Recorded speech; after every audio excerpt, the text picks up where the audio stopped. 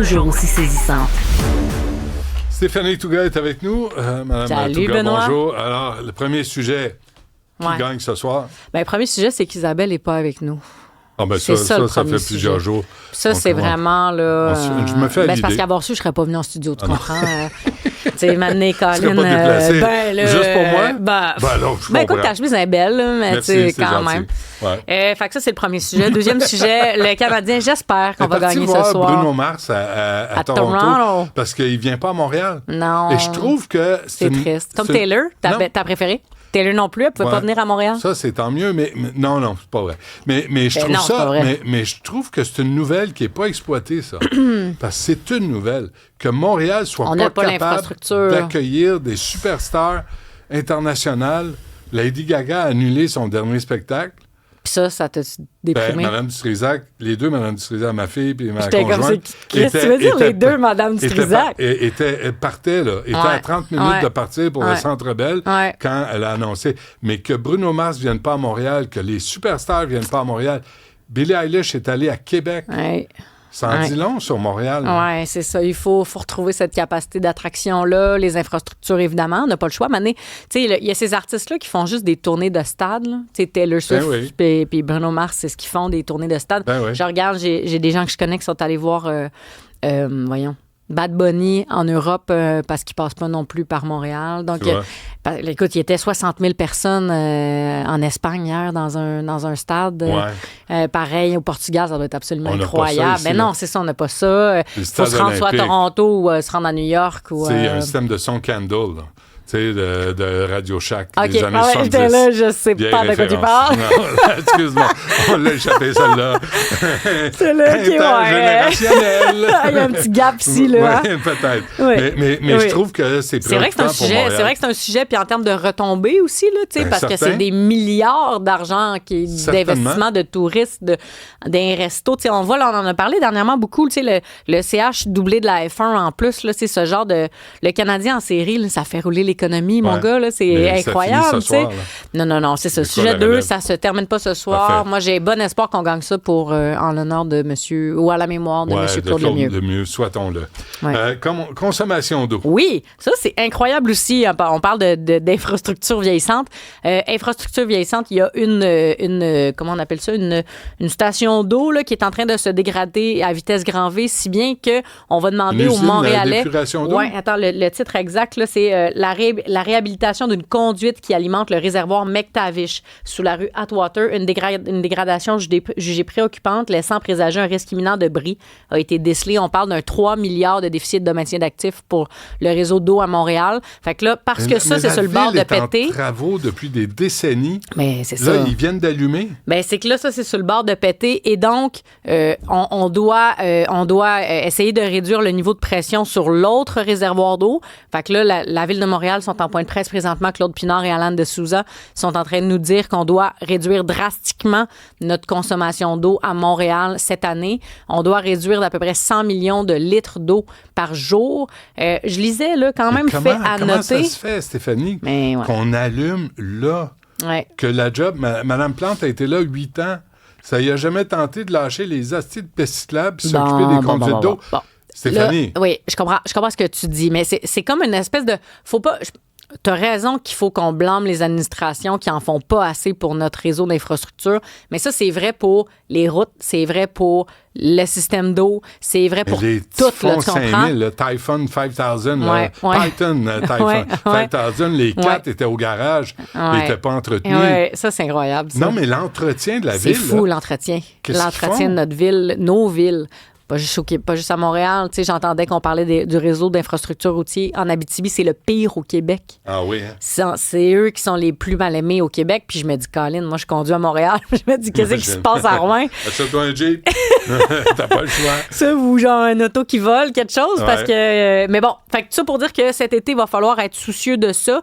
Je lisais quand même, là, la moyenne canadienne, c'est à peu près 226 litres d'eau par jour. Puis à Montréal, on est au-dessus de 300. Fait qu'on consomme beaucoup. On peut faire un effort. Tu sais, Claude Pinard disait des petits gestes. Ferme l'eau quand tu te laves les dents. Essaye de prendre, plutôt que de prendre des bains cet été, peux-tu prendre des douches un petit peu plus courtes? Tu sais, des trucs de base. Pas ton asphalte.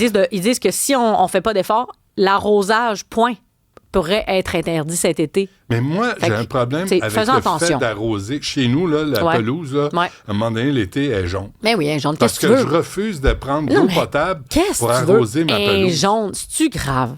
C'est ça. Comme maintenant, la nature, c'est fort. Là, mais il y a de l'eau qui n'est pas potable. Ouais. Puis on nettoyait aussi. Il disait, Claude Pinard disait ce matin, ou Alain de Souza, je ne sais plus, le disait, on va arrêter de nettoyer le réseau d'égouts avec de l'eau potable, par exemple. Bonne idée. Colin, j'espère. Dans ça, c'est bravo à eux d'y avoir pensé, mais comment ça? Je dis, bref, fait qu'il y a une série de mesures comme ça, mais ça atteste quand même d'un problème plus majeur. On en parlait il y a quelques semaines, toi et moi, mais mettons, Lévis puis Sherbrooke qui ne peuvent plus construire de maisons. On ne peut plus construire de nouvelles unités résidentielles faute de réseau d'aqueduc disponible. On ne peut plus se brancher au réseau. Je veux dire, c'est fou, là. On ne parle pas d'une petite ville éloignée où, de toute façon, il n'y a pas une croissance démographique. On parle quand même de Sherbrooke et Lévis qui sont des grandes villes, dans le top 10 des grandes villes au Québec, peuvent plus construire. Puis c'est vrai pour d'autres petites villes en Outaouais, c'est vrai pour des villes dans la Nodière, dans la région de Laurentide. Fait que notre réseau d'infrastructures, là, arrêtez de nous promettre des affaires, en fait. C'est ça, les politiciens. Arrêtez de nous promettre des affaires, puis occupez-vous de l'infrastructure en place. C'est drôle, ça, parce que le point de presse a eu lieu tantôt, Stéphanie. Et ce matin, j'ai reçu un message de Jean-François. On a des images, il m'a demandé de ne pas l'identifier, mais ce sont des images du jeu d'eau du parc Ignace Bourget, l'arrondissement de La Salle. Il dit, fonctionne depuis lundi, le 25 mai. Et sans arrêt? Personne n'utilise ceux-ci avec les températures froides que nous avons. Les surplus d'eau s'écoulent sur les chemins traversant le parc. Je ne sais pas si on a l'autre image. Regarde ça, là, l'eau gaspillée. Ça, c'est l'arrondissement La Salle. Bien, passons le mot à l'arrondissement La Salle. Appelez au 3-1, que ça se rende la discussion qu'on a en ce moment. Parce que, si on est pour dire aux Montréalais et aux Villiers, on doit couper notre consommation d'eau, ce qui est tout à fait juste, là. Soyons conscients, faisons attention à cette ressource-là. Mais ça commence aussi par pas tourner coin rond sur... je veux dire, moi, mes enfants ne vont pas jouer dans un jeu d'eau. Il fait 17 puis il pleut. Je veux dire, non, faut pas être plus fou qu'un autre, là. Pas plus qu'un autre. Pas plus. Mais autant. Oui, autant. Mauvaise semaine pour Mark Carney. Oui, hier, on a quand même souligné le fait que Christine Fréchette avait eu une mauvaise semaine, peut-être la première mauvaise semaine depuis qu'elle est première ministre. Mark Carney aussi a eu une mauvaise semaine. D'un, je veux quand même mettre en lumière que Mark Carney est capable, depuis qu'il est en poste, de dire une chose et son contraire sans que la population se fâche trop. Il continue à voguer, là, à marcher sur les eaux.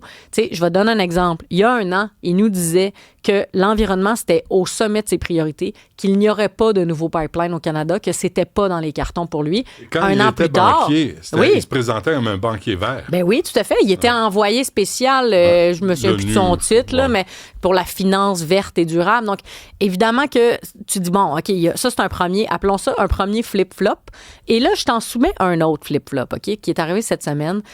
Quand il a fait son grand discours, je le souligne, à Davos, il a dit les moyennes puissances doivent se tenir debout contre l'hégémonie des grandes puissances. On ne doit pas se mettre à genoux. Puis, évidemment, sans nommer les Américains et la Chine, c'est d'eux qu'on parle, tu sais. Puis, tu dis, ouais, ça a donné d'espoir. Là. Les élus européens en parlent encore plus que nous autres. Tout le monde en parle encore du sommet du discours de Davos. Et là, hier, j'ai écouté une partie des extraits de son discours dans un club quelconque avec un parquet d'économistes puis de financiers à New York, exact, où il nous a dit, le Canada fort doit être dans un Make America Great Again, puis on doit être des amis, puis tout ça. Puis je me dis, OK, mais comment tu peux dire d'un côté, on doit leur tenir tête, souveraineté, j'ai jamais entendu autant parler de souveraineté que dans la bouche à Mark Carney.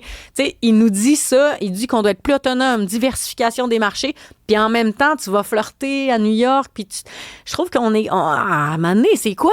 T'es-tu plus autonomiste, plus diversification, ou tu dis, ben non, il faut qu'on ravale des couleuvres puis qu'on s'entende plus avec les États-Unis? Tu sais, il commence un peu à dire l'une chose et son contraire. Fait que je vais porter attention à ça dans les prochaines semaines. Je te dis, là, je vais porter attention parce que je trouve qu'il commence à parler des deux côtés de la bouche en même temps. Mais bon, ça s'inscrit dans une semaine pas facile pour Mark Carney, qui a commencé avec le départ, donc, de Stephen Guilbeault, qui est quand même un député important pour le Québec. un ambassadeur pour le Québec, qui a été lieutenant pour le Québec. Donc, quand même, une grosse figure qui dit « Moi, je m'en vais ». Bien, tout à fait. Qui a ravalé des couleuvres, hein, on va se le dire, là. Il en a avalé une coupe de couleuvres, lui. Il a dit... j'ai envie de dire que les équiteurs puis les Greenpeace de ce monde doivent plus penser que Stephen Guilbeault, c'est un de leurs gangs, tu comprends? Il en a avalé, puis là, il a dit « Là, c'est assez ». Fait qu'il est parti, ça fait mal. La réponse de Mark Carney a été quelque chose comme « Ben, c'est la vie ». Il s'en va, tu sais. Ah ouais, tu sais, OK. Non, il se prend pas pour un 2 de pique, Mark Carney.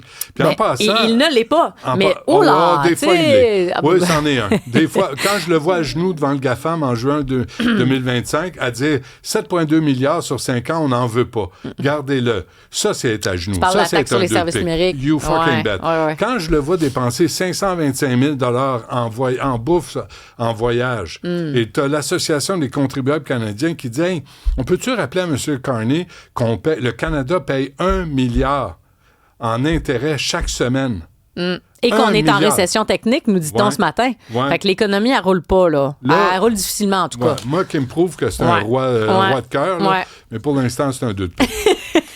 Ben, puis je rajouterais dans les éléments qui ont fait très mauvaise figure pour Mark Carney cette semaine, d'abord, l'Alberta qui a annoncé que la tenue de son référendum, qui va avoir une question sur la question nationale. Voulez-vous rester dans le Canada? Pas voulez-vous quitter? Voulez-vous rester dans le Canada? Qui a commencé à s'embourber dans des discours de 50% plus 1, c'est pas assez finalement. Ah oui, c'est combien assez, M. Carney? Ben Parce que les tribunaux au Québec, ils disent que c'est assez. Puis sais-tu quoi? Tes grands amis en Angleterre du palais de Westminster, eux, ils disent que c'est assez pour l'Écosse. Fait que ce qui est bon pour Pitou devrait être bon pour Minou.